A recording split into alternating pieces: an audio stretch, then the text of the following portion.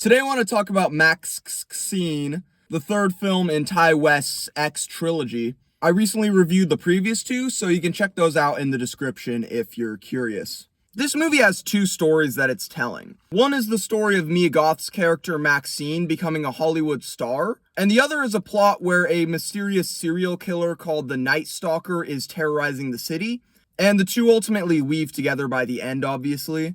The first of those two, the story of her becoming famous, is surprisingly uninteresting. I'm pretty ambivalent to most of the scenes where she's doing Hollywood stuff, which leaves the plot surrounding the Night Stalker. And while this is the more interesting plot, I still found it to be lacking and not all that satisfying by the end.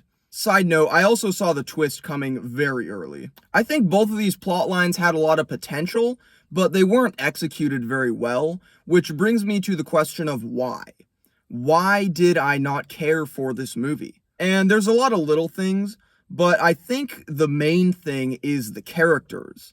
I just don't find them to be very interesting. I found it hard to get a beat on MAXXXINE herself for most of the movie, and the side characters, with the exception of Kevin Bacon, don't really offer very much either, which is disappointing because the previous two movies were so good with their vibrant characters. This one is just all the more disappointing. Don't get me wrong, MAXXXINE isn't a bad movie, but I did find it to be easily the weakest out of the X trilogy, and in my opinion, it's a strong 5 out of 10.